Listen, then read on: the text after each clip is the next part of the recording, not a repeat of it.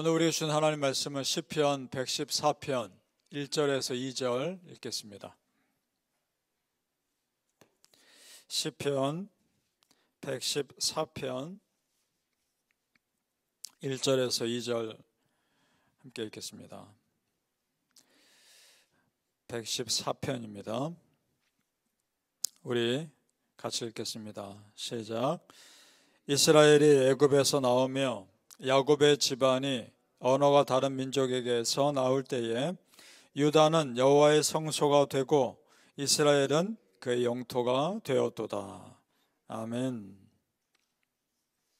오늘 새벽에 예배하신 하나님의 은혜가 우리 성도님들께 함께 하시기를 예수님의 이름으로 축복합니다. 아멘. 이스라엘 공동체, 그 민족의 본격적 시작은 출애굽한 이후부터입니다.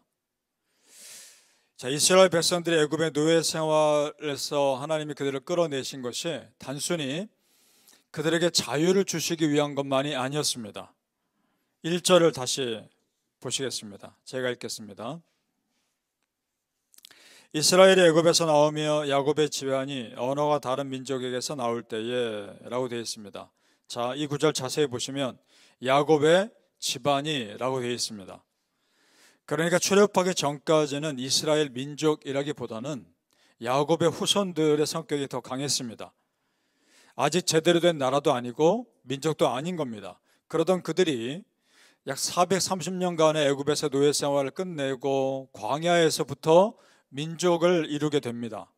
그리고 하나님은 그때부터 그들을 한 나라로 만들어 가십니다. 그래서 율법도 주시고 여러 가지 규칙들, 해야 할 것, 하지 말아야 할 것 자세히 알려주십니다. 그때부터 본격적인 한 나라가 되어가는 거죠. 자, 그렇게 하나님께서 알려주신 여러 가지 많은 것들 중에서 가장 중요한 제도가 있었습니다. 그것은 제사제도입니다. 예배라는 겁니다. 하나님께서 가장 중요하게 여기시는 것이 예배라는 겁니다. 그래서 모세를 통해서 성막을 짓게 하시고 이 성막에서 어떻게 제사 드리는지 여러 가지 제도를 자세하게 알려주십니다. 그것이 레위기, 민수기, 신명기에 자세히 기록되어 있죠. 자, 성도님들, 하나님이 당신의 백성들에게 가장 소중히 여기시는 것이 예배임을 믿으시길 바랍니다. 하나님은 여러분이 예배자로 서시길 원하시는 겁니다. 자, 그 야곱의 후손들을 애굽의 노예 생활에서 끌어내신 것도 예배 공동체 만들기 위한 겁니다. 자, 2절을 다시 보시죠. 같이 읽어보겠습니다. 2절 말씀 시작. 유다는 여호와의 성소가 되고 이스라엘은 그의 영토가 되었도다. 자, 여기서 유다는 남쪽 유다만 의미하지 않습니다. 이스라엘도 북쪽 이스라엘만 의미하는 것이 아닙니다. 모든 이스라엘을 다 말하는 겁니다. 언약 백성, 하나님의 선택받은 언약 백성이 이스라엘 전체를 말하는 겁니다. 그러니까 하나님은 이스라엘 민족 전체가 여호와의 성소가 되기를 원하셨습니다. 그리고 그 예배 공동체가 사는 그곳이 거룩한 땅이 되기를 원하셨던 겁니다. 자, 그런데 이스라엘 백성들의 죄로 인해 거룩한 사명을 잃어버리죠. 그러나 우리는 반대가 되시길 소망합니다. 우리 교회와 여러분의 가정이 거룩한 성소요, 하나님의 거룩한 땅이 되시기를 예수님 이름으로 축복합니다. 아멘. 자, 그 이스라엘 백성을 애굽에서 끌어내시면서 하나님 얼마나 기대하셨을까요? 아브라함의 후손이기도 하고 믿음의 사람 야곱의 후손이기도 하고 그들을 얼마나 축복하셨으며 소망 가지고 계셨겠습니까? 그래서 젖과 꿀이 흐르는 땅 가나안까지 인도해 주셨죠. 그 과정에서 정말 많은 기적을 베풀어 주셨습니다. 그 중에 예를 들어 홍해가 갈라진 사건, 요단강이 흐르다가 멈춘 사건, 많은 기적들이 있죠. 그것을 오늘 말씀도 예를 듭니다. 5절 말씀 내려가 보시죠. 조금 특별하게 표현합니다. 5절 말씀 같이 읽어보겠습니다. 시작. 바다야 네가 도망하면 어찌함이며 요단아 네가 물러가면 어찌함인가. 홍해 사건과 요단강 사건을 특별하게 표현하죠. 자, 바다야 네가 도망하면 어찌함이며. 홍해 바다가 갈라진 사건을 이스라엘 백성들 앞에서 바다가 도망갔다라고 표현합니다. 그러니까 이스라엘 백성들을 도우시는 하나님 앞에서 바다조차 꼼짝하지 못하는 것을 표현하는 겁니다. 마치 신약 성경에서 풍랑이 일 때 그 풍랑을 잠잠케 하시는 예수님을 떠올리게 합니다. 그 다음, 요단아 네가 물러가면 어찌함인가. 자, 이스라엘 백성들이 가나안 땅에 들어가기 전에 요단강을 건너야 했죠. 요단강이 넘치는 시기였습니다. 그때 어떻게 합니까? 언약궤를 맨 제사장들이 먼저 요단강에 발을 들입니다. 그랬더니 흘러내리던 요단강 물이 그 부분에서 멈추고 쌓여 올라가기 시작하죠. 이쪽은 흐르지 않고, 그러니까 마른 땅이 되는 겁니다. 그런 사건을 말합니다. 그것을 요단강이 물러갔다라고 표현합니다. 자, 그러니 성도님들, 하나님은 예배 공동체, 믿음의 공동체를 만들기 위해서 참 놀라운 기적을 많이 행하셨습니다. 이 말은 다른 어떤 것도 예배 공동체를 방해하지 못하도록 지켜주신다는 겁니다. 믿습니까? 다른 어떤 것도 여러분을 예배드리지 못하도록 방해하는 그것들로부터 우리 성도님들 지켜주신다는 겁니다. 자, 성도님들, 하나님이 예배를 얼마나 소중히 여기시고 하나님이 예배를 얼마나 기다리시는지 정말 아십니까? 그래서 요한복음 4장 23절에 이런 말씀이 있습니다. 아버지께 참되게 예배하는 자들은 영과 진리로 예배할 때가 오나니 곧 이때라. 아버지께서는 자기에게 이렇게 예배하는 자들을 찾으시느니라. 아멘. 그렇습니다. 하나님은 이 땅에서 대단한 무엇을 하는 사람 찾으시는 것이 아니라 정말 신실하게 예배드리는 사람 찾으십니다. 믿습니까? 여러분이 그런 사람 되십시오. 바라기는 성도님들, 그렇게 예배하는 공동체, 예배하는 믿음의 백성 되셔서 하나님이 여러분을 지켜주실 수밖에 없는 사람들 되시길 예수님 이름으로 정말 축복합니다. 아멘.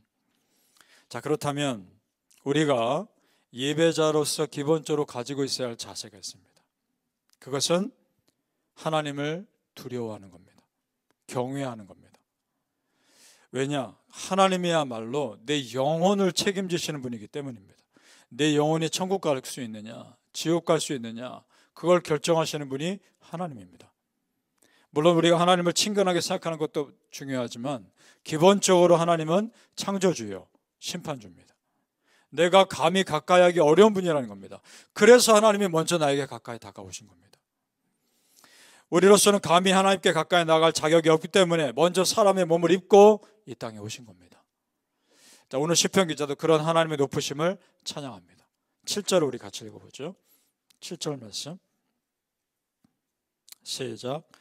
땅이여 너는 주 앞 곧 야곱의 하나님 앞에서 떨지어다. 아멘. 그렇습니다. 기본적으로 우리는 예배자로서 하나님 두려워해야 합니다. 자, 사단은 우리 마음을 흔들 수는 있겠지만 내 영혼을 어찌할 수는 없습니다. 그건 사단의 한계입니다. 우리가 정말 두려워해야 될 분은 하나님입니다.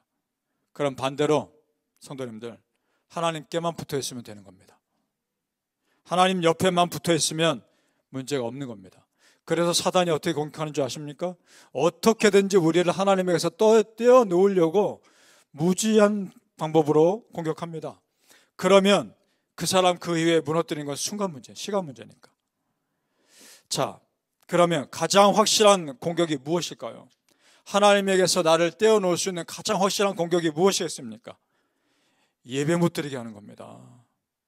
예배야말로 하나님과 나 사이 영적 통로라는 것을 사단이 너무나 잘 알기 때문에 어떻게든 예배 못 드리게 방해하는 겁니다. 따라서 무슨 일이 있든지 있어도 예배의 자리를 지키시기를 축복합니다. 예배가 얼마나 중요하면 하나님이 이스라엘 백성들을 공동체를 애굽에서 나오게 하신 이유가 예배 공동체 만들게 하시는 것이었겠습니까?